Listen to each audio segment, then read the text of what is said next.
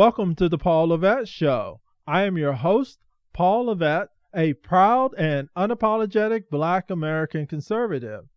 This evening's update has to do with President Trump's apparent disconnect with the realities on the ground in Iran with the bombardment from or by Israel, and his desire to negotiate a nuclear peace treaty.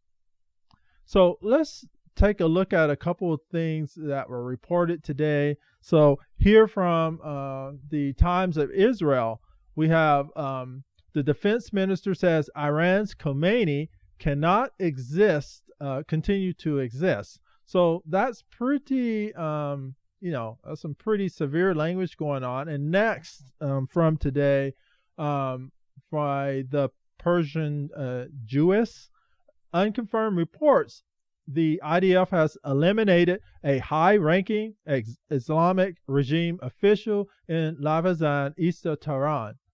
Lavazan is the Tehran neighborhood believed to house Khomeini's secure bunker. Rumors are circulating that this may have been the end of the Ayatollah.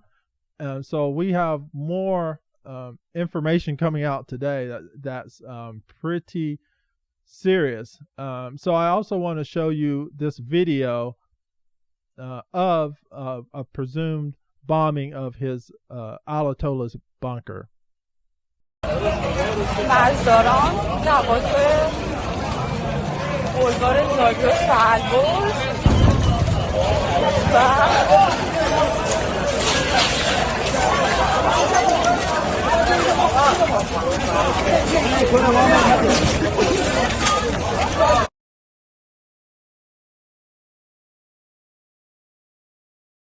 Now, let's take a look at information coming out of the British Isles. Here we have the British foreign minister saying after a White House meeting, I believe this was with Rubio, the window now exists for diplomacy with Iran. So once again, I'm seeing disconnect here. Now, here is what the Crown Prince of Iran, who is in exile, Reza Pahlavi, and he stated today, not too long ago, sources inside Iran say that the regime's command and control structures are collapsing at a rapid pace. Meanwhile, the international community is beginning to realize that the Islamic Republic has no future. Our discussions about the post-Islamic Republic Iran have begun. So what we're seeing here, the Crown Prince is moving on. Israel is also moving on. So explain to me how all these events are happening. There's rumor that the Ayatollah has been taken out. Crown Prince is making his plans to, reboot the country. He's explained in his video how the Iranian army's reaching out to him, pledging their allegiance to him. Israel continues to bomb the nuclear sites. And so I saw from, Charlie Kirk posted the following. Breaking. Caroline Leavitt has a message directly from the president on the timeline for a decision on Iran. And that decision being whether to join Israel in the basically the campaign against the Islamic Republic, taking out their nuclear sites and taking out the government, the Ayatollah and the Islamists. So here, based on the fact that there's a substantial chance of negotiations, this is the president speaking, that may or may not take place within Iran in the near future, I will make my decision whether or not to go within the next 2 weeks. So let me play the video for you, and so you can hear it directly from the White House Press Secretary Caroline Leavitt's very own lips. The ongoing situation in Iran. I know there has been a lot of speculation amongst all of you in the media regarding the president's decision-making and whether or not the United States will be directly involved.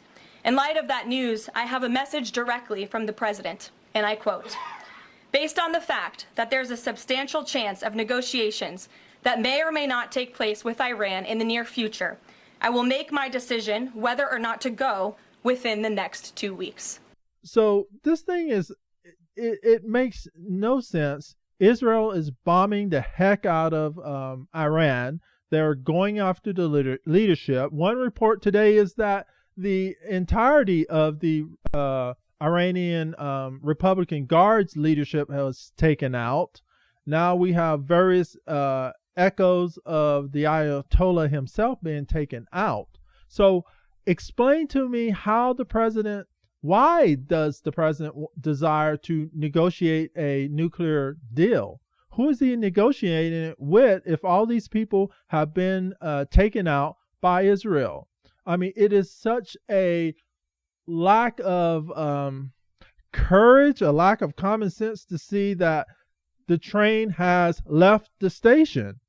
The Islamic government in Iran is no more. They will not get a lifeline to reestablish themselves. And by the president saying, I want to give them 2 weeks so we can negotiate.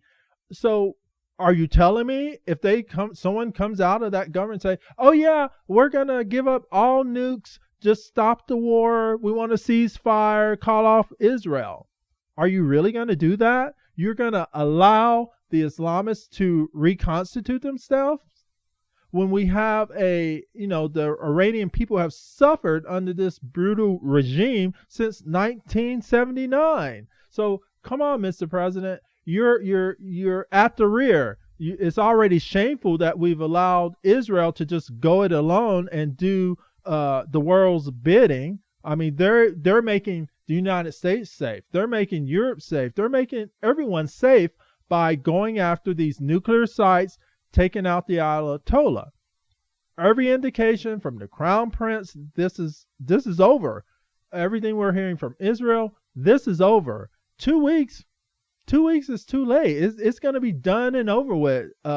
Israel will have completed the mission. We will just look like fools, like pansies, too afraid to get our hands dirty and go do the right thing for America, because we don't need Iran with a nuke, because if they have a nuke, they will cause a nuclear arms race in the Middle East.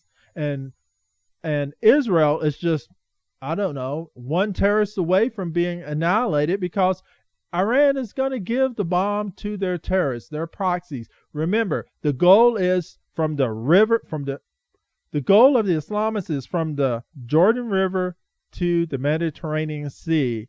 Palestine will be free. That means the destruction of Israel, the death of all the Jews in the Middle East. So, Mr. President, get with it. Get Tucker Carlson out of your head. Get the doves out of your head. The train has left the station. Now, let's get ahead of this thing. Let's share in taking down Iran and the Islamists so that the Persian people can finally be free. We can help the Crown Prince establish a democracy in Iran. Is that not what we all want? We can get the Abraham Accords going. I mean, I think this is a guaranteed alliance between Israel and Iran, as long as we can finish the deal. Do not give the Ayatollah any type of lifeline. The Islamists, no lifeline. Come on, Mr. President. Be a peacemaker when it makes sense, when it's our circumstances allow for it. The circumstances on this war, where it stands, it's over with. The party you want to negotiate with, they're already defeated. They are a dead man walking.